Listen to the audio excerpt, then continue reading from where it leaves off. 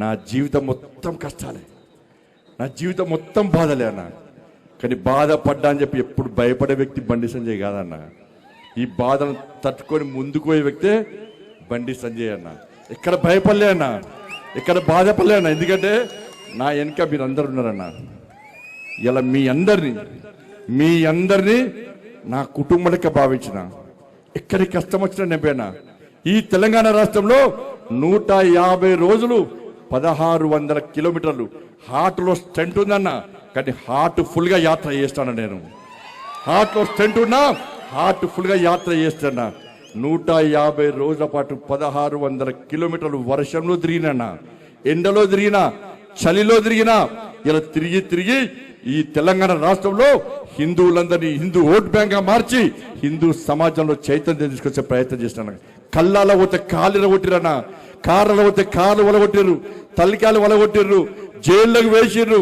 ఇలా కార్యకర్తలు నానా గోస పెట్టుకున్నా కూడా ఎక్కడ కాషాయపు జెండా, కమలపు జెండా పట్టుకొని విడకుండా ఈ ధర్మం కోసం, సనాతన ధర్మం కోసం ఈ తెలంగాణ రాష్ట్రంలో హిందూ రాజ్యం రావాలి, రామరాజ్యం రావాలని చెప్పి ఒక సంకల్పం తీసుకొని ఇలా ఎక్కడ ఏ హిందూకు ఆపద వచ్చినా ఇలా పోయి వాలినమన్నా. నల్గొండ వేనం, మహబూబ్ నగర్ వేనం, ఆదిలాబాద్ వేనం, వరంగల్ వేనం, ఏడ వేనమన్న పోయి తిరిగి వచ్చినామన్నా. కార్యకర్తలకు ఏ ఆపద వచ్చినా కూడా ఇదే జై శ్రీరామ్ నినాదంతో నాతో పాటు అనేక మంది నాయకులు, కార్యకర్తలు అందరం కలిసి ఈ హిందూ సమాజం కోసం పనిచేస్తామన్నా. మీరే కుటుంబం అనుకున్నా, నేనైతే మీరైనా కనుక్కున్నా, మీ ఇంట్లో మీ పెద్ద కొడుకు లెక్కున్నా, మీకోసం పనిచేసినా. మీరందరూ బాగుండాలని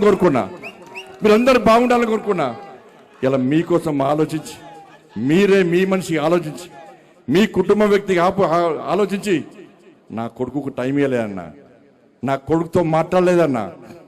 ఇవాళ అదే నా కొడుకును ఒక క్రిమినల్ లెక్క సమాజంలో చూపెట్టే ప్రయత్నం చేస్తే ఒక తండ్రిగా ఎట్లా భరిస్తారో ఒక్కసారి ఆలోచించురన్నా. నా కొడుకు నేనేం తప్పు చేయలేనా, మేము ఫ్రెండ్స్ ఉన్నానా, మేము తప్పు చేయలే, కలిసి ఉన్నాం, ఇలా విడిపోయినాం, నేను ఏ తప్పు చేయలే, నిజాయితీగా బయటికి వస్తా అని చెప్పి ఇలా నా కొడుకు ఎప్పటికీ నేను సమర్థిస్తలేనన్నా. తప్పు ఎవడు చేసినా కూడా నా కొడుకైనా సరే, ఎవడైనా సరే చట్టం ముందు సమానులే. నా కొడుకు తప్పు చేస్తే తప్పకుండా నా కొడుకు శిక్ష 100% పడాల్సిందే. ఇలా నా కొడుకు ఒక రకమైన చట్టం, ఇంకో వ్యక్తికి ఇంకో రకమైన చట్టం ఉండాలని కోరుకునే వ్యక్తి బండి సంజయ్ గారు. సమాజంలో చట్టం ఎవరికి చుట్టం కాదు, సమాజంలో చట్టం అందరికీ సమానమైన విషయాన్ని ఇవాళ నేను స్పష్టం చేస్తున్నానా. ఇవాళ నేను ఎట్లా వెళ్ళినో, నేను ఏ దారిలో వెళ్ళినో అదే దారిలో నా భార్య వస్తుందని ఇప్పుడు మీకు అందరూ తెలుసు అన్న. నేను మళ్ళీ ఈ నీళ్ళు కడితే మళ్ళీ కంటెంట్ అంటారు, అదో బాధ. మళ్ళీ ఏమి నాకు కంటెంట్ కాదన్నది. ఇవాళ నేను ఎట్లా పోతున్నాను మీకు మామూలుగా తెలుసు. నేను ఏ దారిలో పోతున్నానో నా భార్య కూడా నా దారిలో వచ్చిందన్న. మీకు మా భార్య ఉద్యోగం చేస్తుంది బ్యాంకులో ఉద్యోగం చేస్తే నేను అడిగిన, ఎందుకు లీవ్ పెట్టినామమ్మా అని అడిగిన. నేను బ్యాంకుకు పోతే నా బ్యాంకు కస్టమర్ కడుకోమని కార్యకర్తలు బ్యాంక్ వస్తారు అన్నది. ఏదో సమస్య కోసం వస్తారు. అన్న, అక్క, వదిన, ఇవాళ సంజయ్కి చెప్పన్నా, ఏదో పని చేస్తే బ్యాంకులు బాగా డిస్టర్బ్ అవుతుందని చెప్పి లాస్ట్కు లీవ్ పెట్టి ఇంట్లో కూర్చుంది అన్న. ఇలా కార్యకర్తలు అందరూ నాకంటే ఎక్కువ నా భార్య దగ్గరకు పోతారు. వదిన పెళ్ళుంది, తృణమో ప్రణమో సాయం చేస్తుంది ఉంటే, వదిన బర్త్డే ఉంది, తృణమో ప్రణమో సాయం చేస్తుంది, వదిన హాస్పిటల్ ఉన్నాం, తృణమో ప్రణమో సాయం చేస్తారన్న. ఉంటే సాయం చేస్తుంది, లేకుంటే ఏదో రకంగా ఇప్పించిపోతుంది అన్న. కానీ ఇలా కన్న పేగు డిప్రెషన్లో ఉందన్న, ఏడ్చుందన్న, డిప్రెషన్ పోతుంది. కనీసం సంధాయించే అవకాశం లేకుండా ఇలా ఇబ్బంది పడుతుంటే, ఇలా మా కుటుంబం మీద పరోక్షంగా ప్రత్యక్షంగా ఇట్లా దాడి చేస్తుంటే ఇలా ఏ విధంగా ఒక తల్లి భరిస్తుందో ఒక్కసారి ఆలోచించుడన్నా. తల్లడిల్లిపోతుందన్న, డిప్రెషన్లో పోతుందన్న. ఇలా లాస్ట్కు అవన్నీ చూస్తుంటే, అరే ఒక్క సంఘటన, నా కొడుకు సంఘటన మమ్మల్ని ఇబ్బంది పెడుతుంటే 29 మంది ఇలా ఇంటర్మీడియట్ విద్యార్థులు, మైనర్ విద్యార్థులు ఇలా ఆత్మహత్య చేసుకుంటే మరి ఆ తల్లుల బాధలు ఎట్లుంటే ఇప్పుడు గుర్తొస్తున్నాయి అన్న. ఆ కష్టంలో కూడా వాళ్ళకు అండగా ఉన్న వ్యక్తి ఈ బండి సంజయ్ అన్న. ఒక పిల్లకు అమ్మాయి అన్న, ఒక అమ్మాయి ఇంటర్మీడియట్ అమ్మాయి అన్ని సబ్జెక్టులో హైయెస్ట్ మార్క్స్, అన్ని సబ్జెక్టులో హైయెస్ట్ మార్క్స్, కానీ సోషల్లో 0 మార్క్స్ అన్న. 95 సోషల్లో 0 మార్క్స్. ఇది తప్ప కాదా? ఆ అమ్మాయి కలెక్టర్ కావాలి, నేను ఐపీఎస్ కావాలి అని చెప్పి వాళ్ళ ఉన్న తల్లిదండ్రులు పేద కుటుంబం పొలం అమ్మి పుస్తలమ్మి అన్నమ్మి ఆ పిల్లను డాక్టర్ చేయాలి, ఐపీఎస్ చేయాలి, ఐఏఎస్ చేయాలంటే గత ప్రభుత్వం మూర్ఖత్వం వల్ల ఆ పిల్ల 0 మార్క్స్ వస్తే ఆత్మహత్య ప్రయత్నం చేసుకున్నది.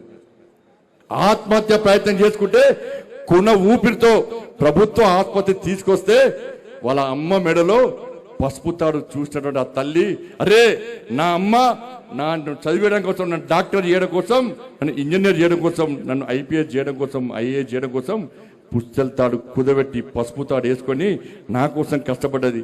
నేను చచ్చిపోతే నా తల్లికి నా తండ్రికి అన్యాయం చేసినని చెప్పి కొన ఊపిరితో నా తల్లి డాక్టర్ గారు నన్ను బతికించండి, డాక్టర్ గారు నన్ను బతికించాడని ఆ డాక్టర్ను వేడుకున్న సందర్భం చూస్తే మానవత్వం ఉన్న ప్రతి మనిషి చెలించక తప్పదన్న. కానీ ఆ తల్లి చనిపోయిందన్న.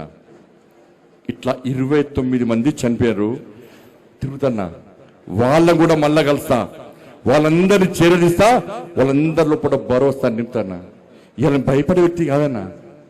ఇంత పెద్ద సమాజం. అరే శ్రీరామచంద్రుడికే అరణ్యవాసం తప్పలే, సీతమ్మ మీద అపవాదాలు వేస్తే సీతమ్మని అడుగు పంపి ఇవాళ రాముల వారు అరణ్యవాసం చేసి ఇవాళ తప్పుడు కాదని నిరూపించుకొని ఆదర్శ రాముడు, అందార రాముడు, అందరి రాముడు, మనందరి రాముడు లెక్క మనకు ఆదర్శ రాముడు అనే వ్యక్తి మన శ్రీరామచంద్రుడు అన్న. నా భుజం మీద కాశ్యాపు జెండా ఉంది, నా శిరస్సు మీద అమ్మవారి ఆశీస్సులు ఉన్నాయన్న. ఇక్కడ భయపడే ప్రసక్తి లేనా? రే ఆంజనేయ స్వామికి నిప్పు పెడితే అదే నిప్పుపై లంకను మొత్తం ఎట్లా దానం చేసిందో ఇలా బండి సంజయ్ని గెలికిరి వాళ్ళ మీరు పెట్టిన నిప్పు ఒక ఆంజనేయ స్వామిలాగా ఈ దళారుల వ్యవస్థను, ఈ అక్రమార్క వ్యవస్థను, ఈ కుటుంబ వ్యవస్థను, ఈ అవినీతి వ్యవస్థను పక్కా దగ్ధం చేస్తా, దహనం చేస్తా, ఇదే కాషాపు జెండా పడతా తెలంగాణ మొత్తం చుట్టుమిట్టి ఈ రోజు ఎవరైతే కుట్రలు చేస్తుండో, ఎవరైతే కుతంత్రాలు చేస్తుండో, ఎవరైతే నా కుటుంబాన్ని బజార్లో వడేసిండో, ఎవరైతే నా కార్యకర్తల లోపల ఆవేదన రగిలించిండో, నా పార్టీని ఇబ్బంది పెట్టిండో, నా కార్యకర్తలను ఇబ్బంది పెట్టిండో, ఏ ఒక్క వ్యక్తిని కూడా విడిచిపెట్టే ప్రసక్తి లేదన్నా. తప్పకుండా అదే జోస్తోని ఈరోజు హిందూ ఏకతా యాత్ర ఇంత ఘనంగా నిర్వహిస్తున్నామన్నా. హ్యాట్సాఫ్ మీ అందరికీ. మీరు అందరూ అనుకున్నారన్న బండి సంజయ్ బాధపడుతుండు, బండి సంజయ్ బాధపడన్నా, నేను బాధలు పడ్డోనే అన్న, నేను బాధలు భరించడోనేనా. ఏ రోజు నా జీవితంలో ఎంజాయ్ చేయలేను. నేను ఏదైతే జెండా పట్టిందో అప్పటి నుంచి నేను పడ్డాయన్ని కూడా కష్టాలే అన్నా, నేను పడ్డంత కూడా బాధలే అన్నా, నేను పడ్డంత కూడా ఇబ్బందులే అన్నా.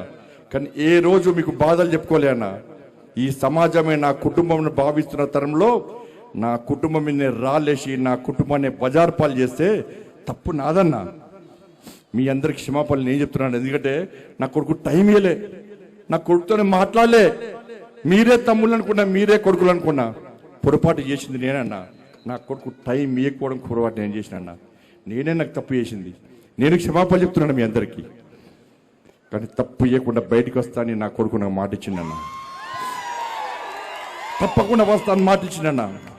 నిజంగా తప్పు చేస్తే నా కొడుకును కూడా నాకు క్షమించన్నా, ప్రసక్తి లేదన్నా.